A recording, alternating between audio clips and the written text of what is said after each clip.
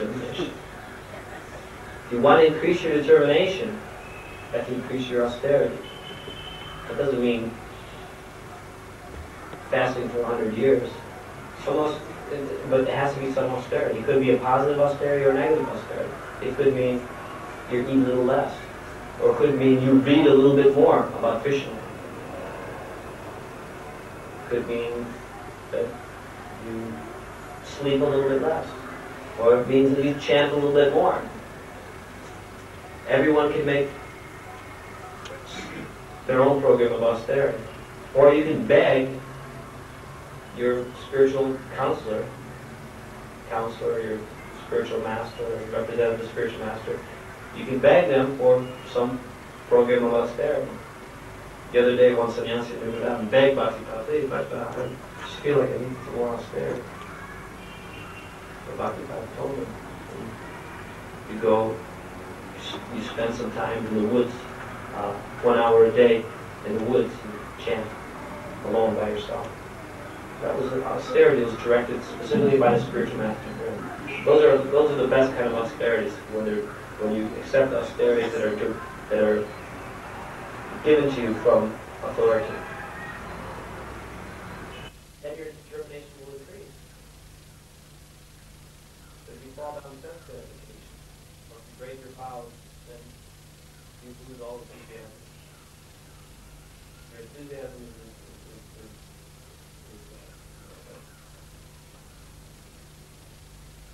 controlled also by the degree of your austerity.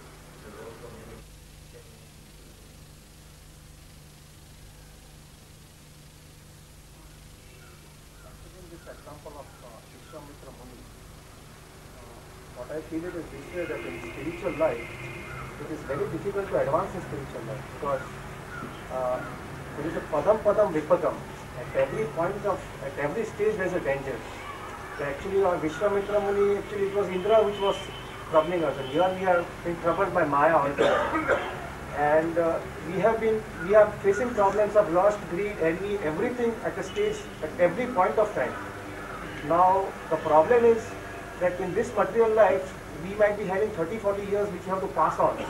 Now, in that 30 to 40 years, we do not know it, how many problems will be facing, because it's a padam padam vipadam. At every stage we are facing this problem.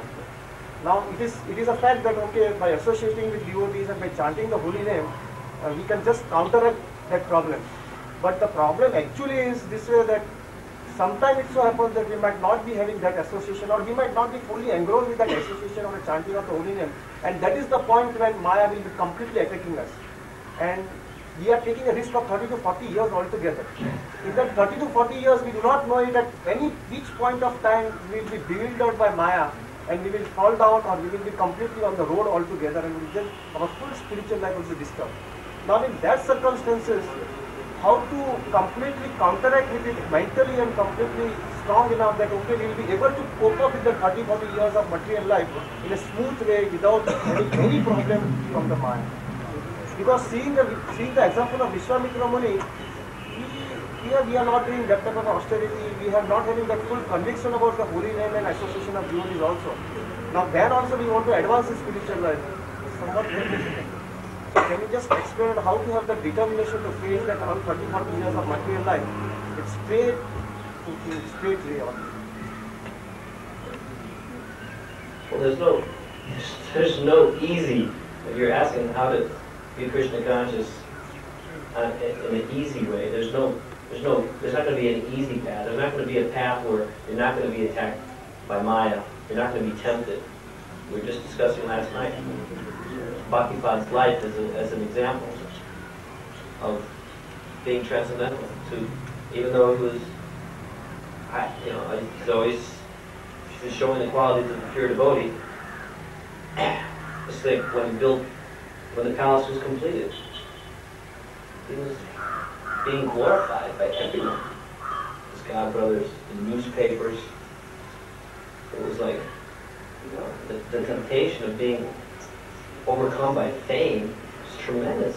I mean, you can imagine that, the whole society of devotees was glorifying his achievement. The newspapers, the TV were coming out, everything was positive. But he didn't waver. Now, he's experiencing just the opposite. He's experiencing infamy, right? I mean, he's been convicted of a heinous crimes, supposedly. He's incarcerated. His community's under attack. But he's the same. So but he's an example of a pure devotee. You could say, mind is attacking, right? Mind is, or as Krishna's arranged it to glorify him. But you're never going to experience in spiritual life whatever program you get, whatever program you get yourself attached to. That's not the safety. The safety. The safe path is to always be attached to the holy name, because anything can happen to you. But if you just continue to chant Hare Krishna, you just continue to glorify Krishna and praise Krishna no matter what happens, then you'll be protected. You'll be insulated. But by being a pure devotee doesn't mean you're going to not have any temptations or not have any difficulties, or it means that these things are going to come. But to become attached to devotional service, that's a sign that you're spiritually advanced. So the gift of the association of devotees is to someone to get attached to just being absorbed in devotional service 24 hours a day.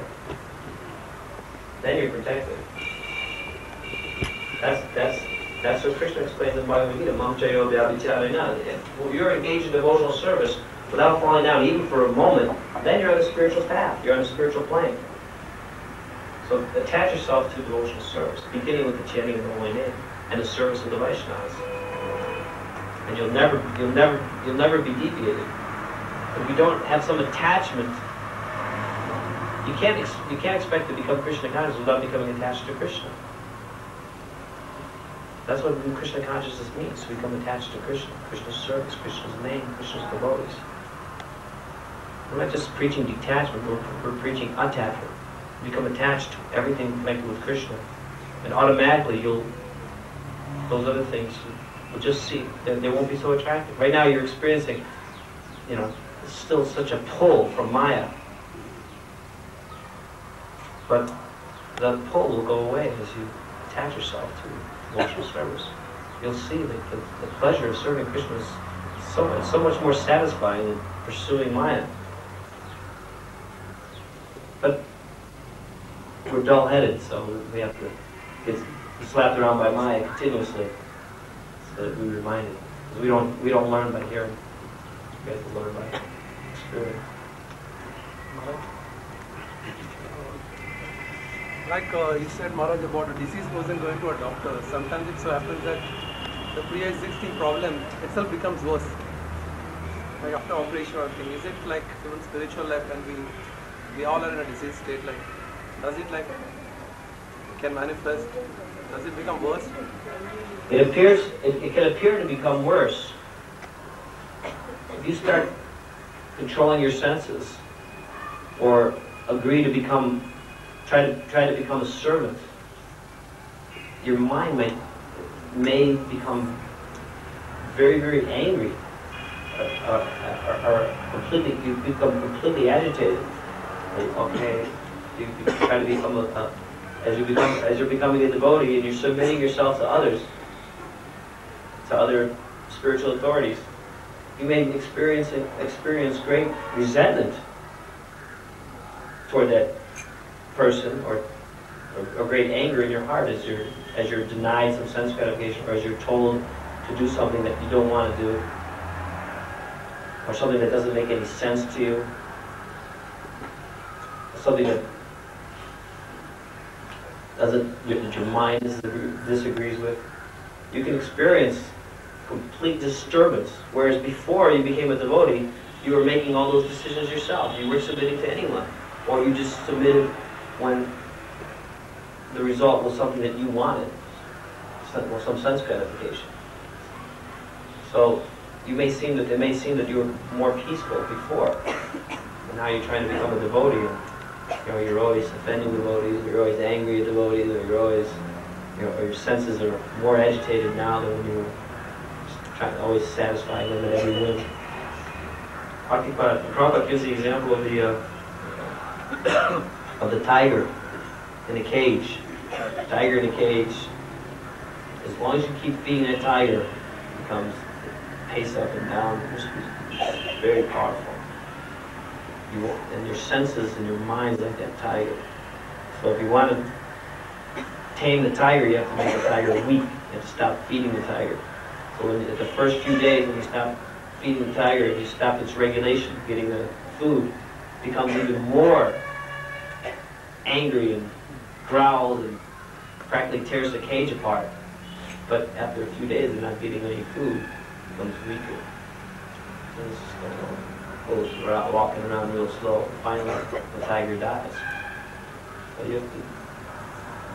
It's like that with your mind and your senses. When you stop feeding your senses regularly, you stop feeding your false ego regularly, and you start associating with devotees in the proper way, you might appear to become like a tiger who's being denied its regular portion of meat. It's going completely wild. But that's just the stage you have to go through. Or the example is like the ghee being cooked. You cook the butter, and the impurities form. It looks like, wow, it used to be butter, now it's all this black stuff and all this foam. That's just the period it goes through. You skim that off and then you have pure ghee. So tolerate that stage. That stage is going to be there. You tolerate that stage with faith that on the other side is relief.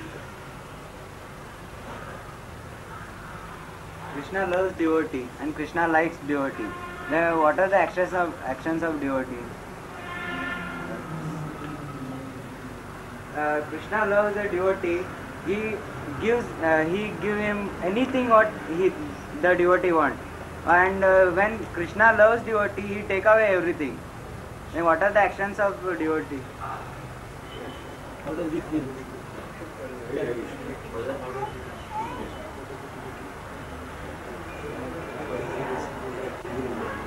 How does he feel when Krishna takes away everything from him? How does devotee act upon? Means, how does he feel? Oh, I say. You say if Krishna likes the devotee, he gives them. Yeah. And if he loves the devotee, he takes everything away.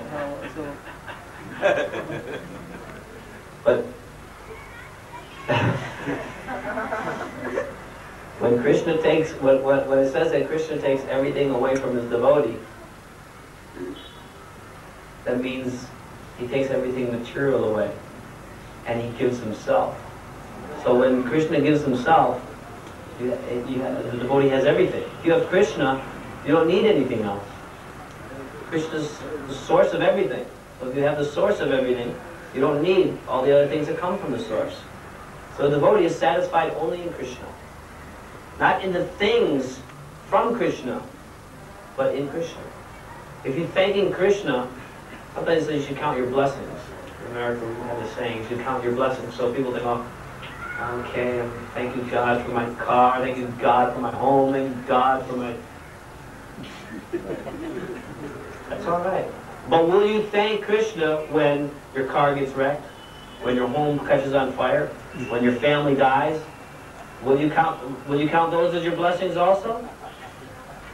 The great sage in the Bible, Job, Bhaktivedanta tells this story all the time. Job, he praised God when he was rich and opulent, and then the devil said, this guy's not a real devotee.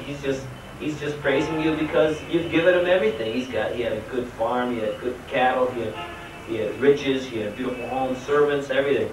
And the devil said, this guy's not a real devotee. I can tell. He's just praising you because you're giving him something. And the Lord said, no, Job is the greatest devotee on earth. The devil said, let's see if he really is. Why don't we test him? So the Lord agreed. The devil, okay, test him. So the devil, he inflicted Job with various afflictions. First, he took away his wealth, and Job said, the Lord given, the Lord taken. He kept praising God. Then he inflicted Job with boils all over his body, getting disease. Job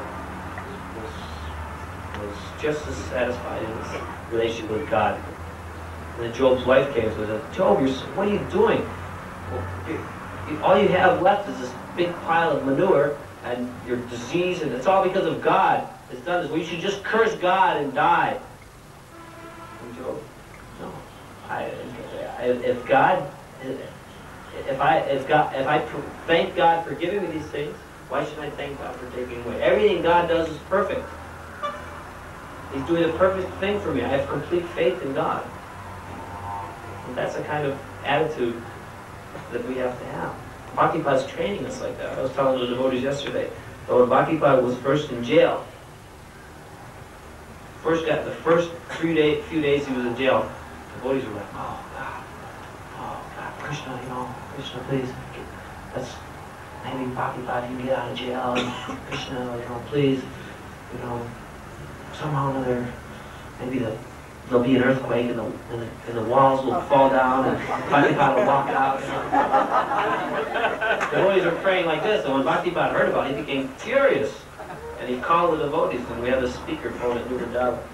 Bhaktipada said, okay, I'm hearing all this disturbance. Why are the devotees disturbed? Now I want every devotee to stand up in front of their godbrothers and say a prayer. The devotees said, well, what kind of prayer do you want, Bhaktipada? I want each and every devotee to stand up and say, thank you, Krishna, for putting Bhaktipada in jail. I want you to thank Krishna from the bottom of your heart that Bhaktipada is in jail. So every devotee has to stand up and thank Krishna that Bhaktipada is in jail. Right?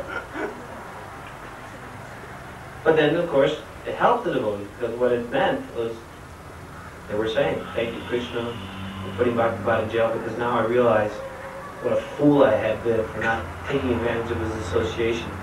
Thank you, Krishna, for putting Bhaktipada in jail, because now I see how important the instructions of the spiritual master are more important than the physical presence. And they were getting realization. The devotees were advancing because of praising Krishna for that situation. Bhaktipada is training us to praise Krishna for whatever happens to us. And if we get in that consciousness, that's pure devotional service. Queen Kunti, she prayed, let the calamities happen again and again, then they can remember you.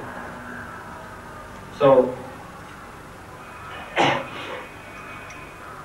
it's not that, we want calamities or we want bad things to happen, supposedly, but whatever happens, we should see it as Krishna has a plan. And if we just submit ourselves to Krishna's will, then we'll see Krishna's love. We'll be happy. Krishna loves us. He's doing out of his causeless love for us. Whether he gives us or takes us, it's all love. So become attached to the person who's doing these things to you. Krishna doesn't. When before Bhaktipada was in jail, I was calling him up and saying, Bhaktipada, this is like so unbelievable. This whole thing is happening. I just don't understand how the community can be under such attack, and you're in danger of going to jail. Bhaktipada said, listen to me, Nichyo. He said, Krishna loves me, doesn't he? I said, yeah. He said, so if Krishna loves me, would he do anything to me that wasn't the perfect thing? I said, no. He says, well, so what are you worried about? He said, you shouldn't be worried. You should know that Krishna's doing everything perfect. And and he said, and I'm trying to love Krishna. Not the things that Krishna gives me or does for me, but I'm trying to love Krishna. And that's the kind of training that we should be eager to accept. In other words, we just like the spiritual master. We just feel love for the spiritual master when he's praising us for our good service. We also love when we're getting chastised. Because you see, the spiritual master and Krishna, their only interest is to help us advance toward pure love of God. So everything that they do to us or for us, we have to love them, not the things from them.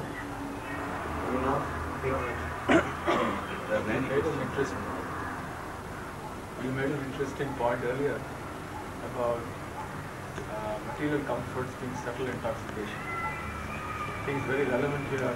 Among the things you mentioned, you also said that having nice furniture, hot, cold water, it's all a part of material comforts, which is a kind of intoxication.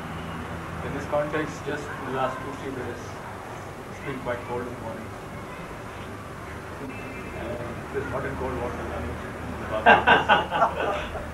And I've been overhearing some discussions in my room. I'm sure similar discussions are going on in all the rooms. Some people are saying, oh, if I take a bath in cold water, I'll get sick. I heard somebody else commenting, actually Krishna is to be seen only in cold water. Opinions. So, would you like to comment on this?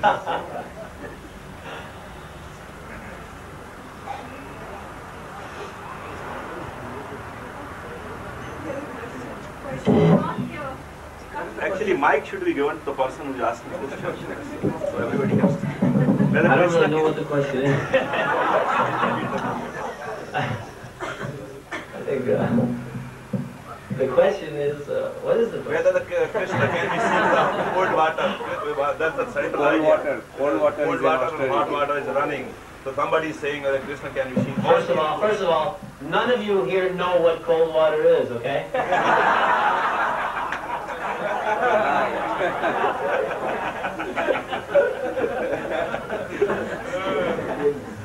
When I turn on the cold water, I think it's the hot water. I turned on the cold water and I was using it and I thought, wow, this is hot water. I mean, this is sense gratification.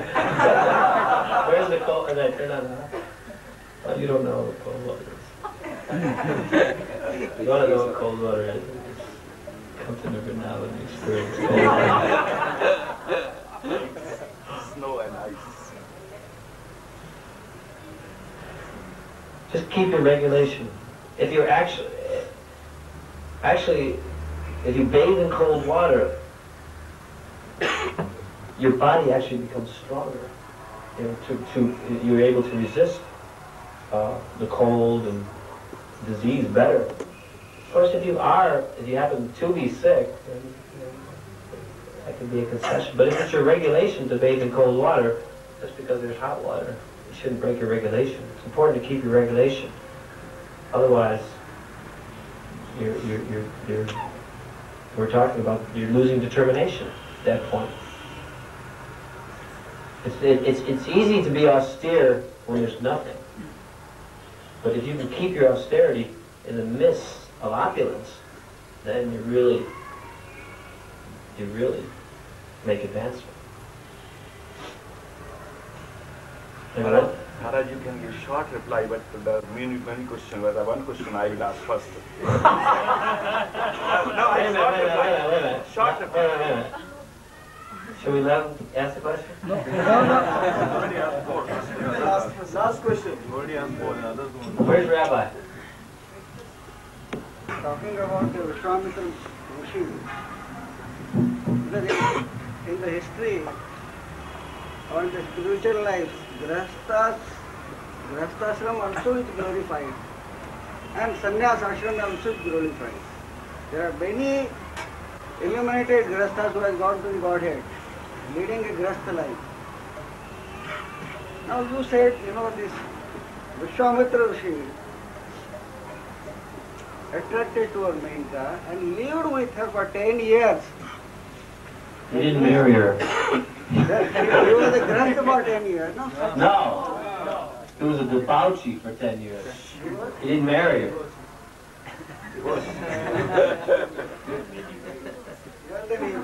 Mehdi, you don't grasp that. Not even 10 years. Now, that gives us the example, Vishwamitra Rishi can lead such life. Why it did not struck him by leading the Grihastha life also he can go to the Godhead? Why he lived, and that is not condemned, living Menka by Vishwamitra. No, I'm not condemning Grihastha life, but that story we're talking about, that was illicit sex life. He was engaged in illicit sex life. And therefore, because of lust, he lost all of his austerity. And he fell down to illicit sex life. So Grihastha life means no illicit sex. Grihamaiti life means illicit sex. Have sex whatever you want. But Grihastha life means that sex is meant for bringing Krishna conscious children into the world. And Krishna says in Bhagavad Gita that sex life that's not contrary to religious principles. That is devotional service. So, devotees, we're not against sex life. This movement is not against sex. It's against